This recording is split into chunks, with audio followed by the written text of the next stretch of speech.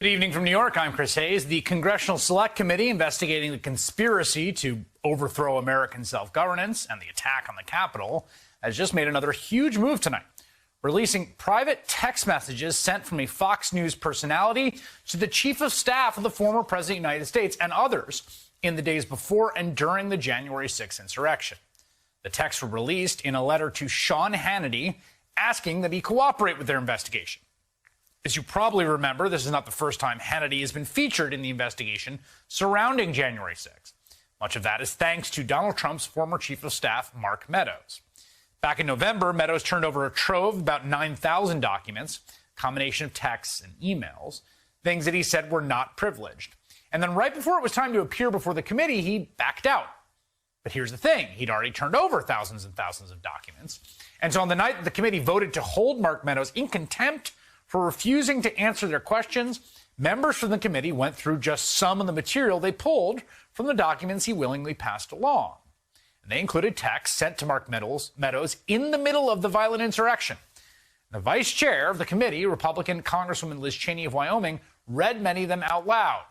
Texts like, quote, "Mark, protesters are literally storming the Capitol, breaking windows and doors, rushing in. Is Trump going to say something?"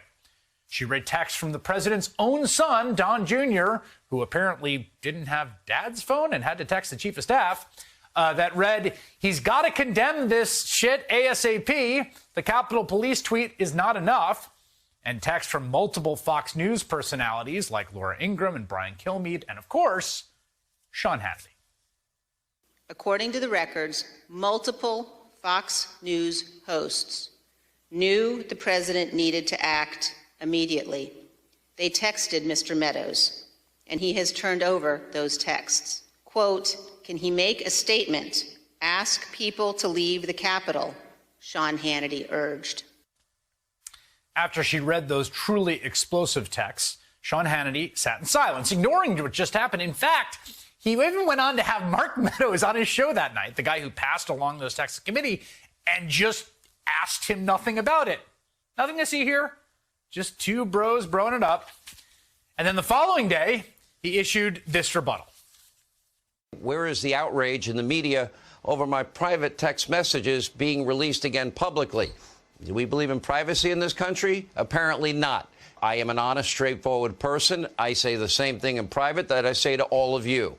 Liz Cheney knows this. She doesn't seem to care. She's interested in one thing and one thing only: smearing Trump and purging him from the party. I'm an honest, straightforward person. I say the same thing in private and I say to you, but clearly you didn't. That's the whole point. And that's all he had to say. Well, tonight, there are more texts.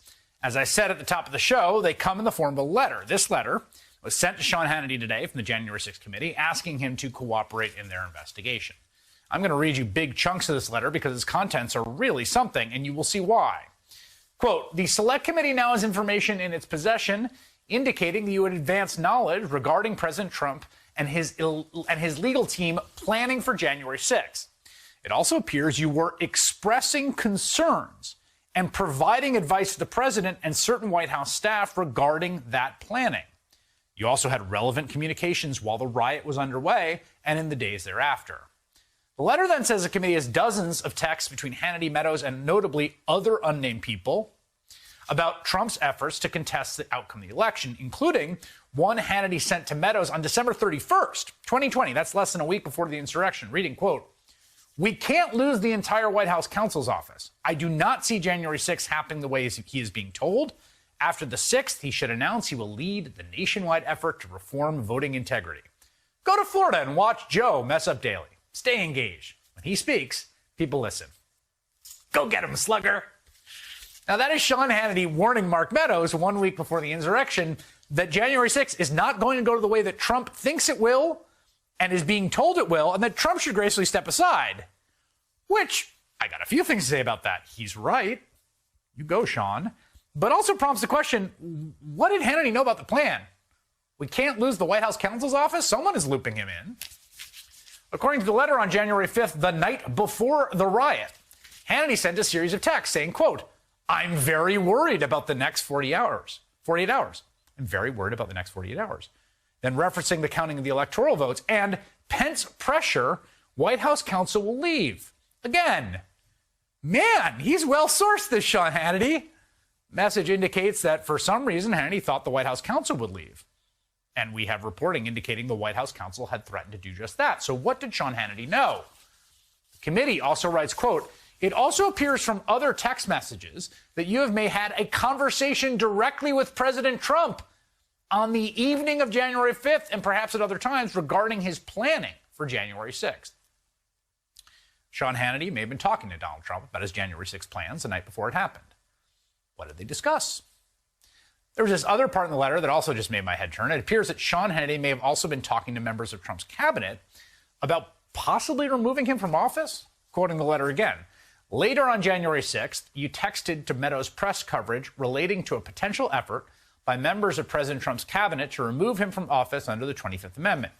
As you may recall, Secretaries DeVos and Chao both resigned following the president's conduct on January 6th, as did members of the president's White House staff. We would like to question you regarding any conversations you had with Mr. Meadows or others about any effort to remove the president under the 25th Amendment. Man, let that sink in for a second. Was Sean Hannity having discussions with Trump's chief of staff and maybe others about removing Trump? Boy, you think you know a guy.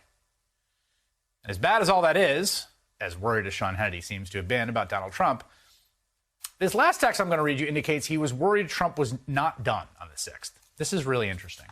So the letter says that Hannity spoke to Trump on January 10th before sending this message to Mark Meadows and Republican Congressman Jim Jordan of Ohio. Quote, "Guys, we have a clear path to land the plane in 9 days. He can't mention the election again, ever. I did not have a good call with him today. And worse, I'm not sure what is left to do or say, and I don't like not knowing if it's truly understood. Ideas?" Wow. The idea that Sean Hannity was truly, appropriately worried about what Trump would do should scare all of us. Because it sure looks like he knew more about the plot than any of us. And the thing is, this is really just the beginning.